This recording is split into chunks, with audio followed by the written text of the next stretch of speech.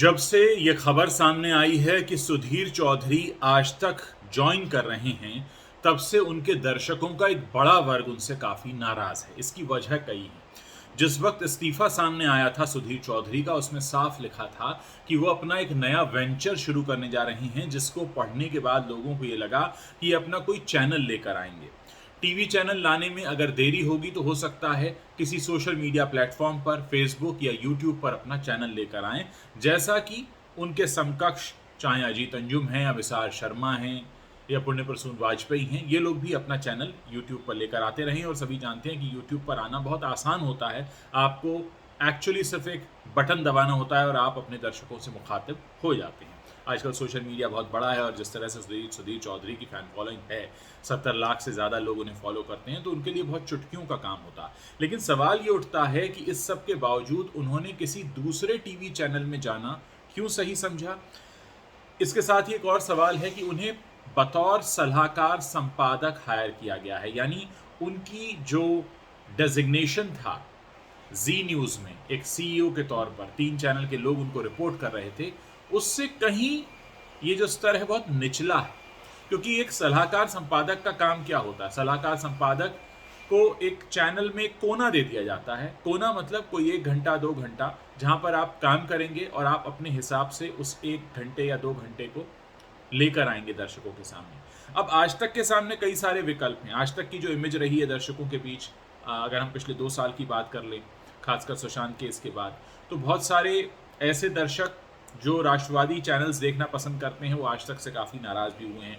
फिर चाहे वो टीआरपी वाला मसला रहा हो, रिया चक्रवर्ती का इंटरव्यू वाला मसला रहा हो, और भी तमाम बातें। ऐसे में जिस तरह का दर्शक वर्ग जुड़ा हुआ था सुधीर चौधरी के साथ, उनका आज तक में जाना बहुत सारे सवाल खड़े कर रहा है। और ज़्यादातर जिन दर्शकों के मैसेज मेरे पास भी आए हैं, उनके अंदर एक निराशा का माहौल है और वो ये जानना भी चाहते हैं कि क्या करेंगे सुधीर चौधरी वहाँ पर। तो एक बड़ा जवाब तो इसका ये होता है कि जिस तरह से 9 बजे का वो शो कर रहे थे, तो आज तक के लिए सबसे सही काम यही होगा कि वो वहाँ पर भी 9 बजे का शो करें। लेकिन नए चैनल में क्या उतनी चुनौतियाँ जो होने वाली उनके सामने, उसके लिए वो तैयार हैं? क्योंकि एक पहले से सेटअप है आज तक का, वहाँ पे बहुत सारे लोग हैं, बहुत सारी टीमें हैं, सबका अपना अपना काम बटा हुआ है। जगह वहाँ पर थी नहीं, बनानी होगी सुधीर चौधरी के लिए। दर्शकों के बीच सुधीर चौधरी की जगह है, यानी बाजार में मांग है।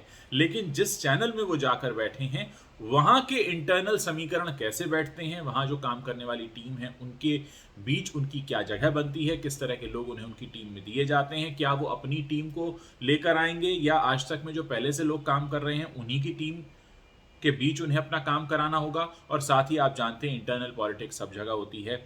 एक बड़ा कद्दावर चेहरा जब एक चैनल से उठकर दूसरे चैनल में आता है, तो उस चैनल में बाकी के जो चेहरे होते हैं उनको एक थोड़ी बहुत इनसिक्योरिटीज़ होना ये बिल्कुल स्वाभाविक है और किसी भी कंपनी में किसी भी स्थिति में होगी।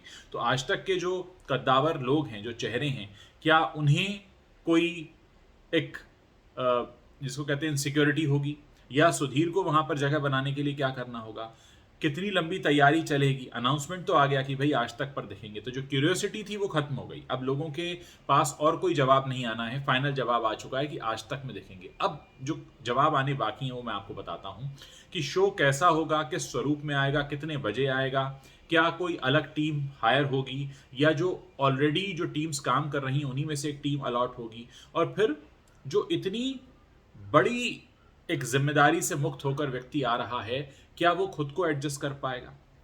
तमाम बातें हैं। कुछ लोगों का ये भी मानना है कि हो सकता है ये आज तक में उनकी जो पारी है ये कुछ समय के लिए हो और उसके बाद वो फिर से अपना एक, जैसे कि बाकी जर्नलिस्ट लेकर आए हैं, यूट्यूब चैनल लेकर आए, क्योंकि वहाँ पर उनको बात कहने की स्वतंत्रता होगी। वहाँ पर 1 घंटे का शो नहीं है, वो वहाँ पर 1 या 2 या 4 घंटे भी शो कर सकते हैं। यूट्यूब पर कई बार लाइव आ सकते हैं, अलग अलग मुद्दों पर आ सकते हैं, अलग अलग चैनल पे टाइम डिसाइड करके अलग अलग शोज़ बना सकते हैं। जबकि अगर वो आज तक के साथ काम करेंगे तो जाहिर उनको 1 या 2 घंटे का वक्त दिया जाएगा कि ये आपका कोना है, ये आप संभालिए। और जहाँ तक मुझे चैनल्स में काम करने का अनुभव है, वहाँ हर घंटे की टीम्स बनी होती हैं। हर घंटे की टीम के पास अपने घंटे की टीआरपी लाने का टारगेट होता है। 5 से 6 वाले क्या कर रहे हैं, 6 से 7 वाले क्या कर रहे हैं, 7 से 8 वाले क्या कर रहे हैं। ये कहानियाँ भी मैं आपको सुनाता रहूँगा, क्योंकि 20 साल का मेरा चैनल्स में काम करने का जो अनुभव है, उसकी कहानियाँ भी कई हैं। बहुत सारे शोज़ मेरे सामने शुरू हुए बहुत कुछ मैंने देखा है। तो डेफिनेटली ये बहुत सारे चैलेंजेस हैं, और जिस तरह से ये स्विच किया है सुधीर चौधरी ने, उसको देखकर साफ लगता है कि ही वॉज नॉट प्लान्ड। अगर वो प्लान्ड होते तो वो इस्तीफे में ये नहीं लिखते। यानी उनको इस्तीफा देने की अचानक ज़रूरत पड़ी। अब वो बेहतर जानते होंगे कि वो ज़रूरत क्यों थी। जाहिर है दर्शकों के बीच उनका बहुत प्यार है, बड़ा क्रेज़ है, लोग इंतज़ार कर रहे हैं। इसमें कहने में ये गलत नहीं होगा कि इस समय he is one of the most popular news anchor जिनके लिए लोग वेट कर रहे हैं। ऐसा दूसरा एंकर मुझे फ़िलहाल नहीं दिखाई देता। इस सब के बीच सुधीर चौधरी किस तरह से आज तक में अपनी जगह बनाते हैं। दर्शकों के बीच तो जगह बनी हुई है, जगह आज तक में बनानी होगी। और कौन सा उनको आर मिलता है, क्या चैलेंजेस मिलते हैं, जो शो आता है वो डीएनए जैसा होगा, डीएनए से बेहतर होगा, क्या डीएनए की एग्जिस्टिंग टीम में से भी वो किसी को ले रहे हैं, क्या उनकी बात हुई है, तमाम बातें हैं। इन सारे सवालों के जवाब आने वाले दिनों में मिलने वाले हैं, लेकिन मैं इस पर अपनी एनालिसिस करता रहूँगा, क्योंकि मुझे बहुत सारे आप लोगों के मैसेजेस मिल रहे हैं, आप लोग बहुत कुछ जानना चाहते हैं। एक सवाल का मैं जवाब दे दूँ, मुझसे किसी ने पूछा था कि सलाहकार संपादक का काम क्या होता है। देखिए, सलाहकार संपादक एक सीईओ के कंपैरिजन में बहुत संकुचित दायरा है। सलाहकार मतलब आपको जो टॉपिक दिया जाएगा, आपको जो घंटा दिया जाएगा, आपको उसमें काम करना है। बेसिकली आप बहुत सीमित होकर रह जाते हैं सलाहकार संपादक की पोजीशन पर, अगर आप कंपैरिजन करें कि आप किसी न्यूज़ चैनल के सीईओ हैं। सीईओ को का दखल हर काम में होता है, हर हर बात में आप रिस्पॉन्सिबल हैं।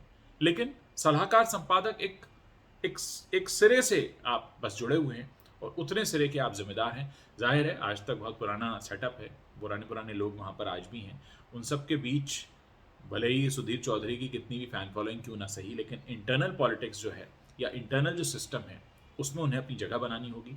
जाहिर है आज तक के लिए विन विन सिचुएशन है। उन्हें एक ऐसा बड़ा नामी मशहूर चेहरा मिला है जो उनकी टीआरपी को ऊपर ले जाने में बहुत मदद कर सकता है। अब आज तक के ऊपर होगा कि वो सुधीर चौधरी का कैसे इस्तेमाल करते हैं। तमाम बातें हैं, आने वाले समय में नज़र रखेंगे, और जब शो शुरू होगा तो उसका भी एनालिसिस करेंगे, उसको कंपैरिजन भी करेंगे डीएनए से किस तरफ जा रहा है। साथ ही आप लोगों की बात भी मैं करता रहूँगा, कि आप लोग बहुत सारे मुझे मैसेज भेजते रहते हैं। खासकर जब से मैंने सुधीर चौधरी वाला टॉपिक कवर करना शुरू किया, आप लोगों के बहुत सारे सवाल आते हैं। तो इन सारे सवालों का जवाब तलाशने की भी हम कोशिश करते रहेंगे।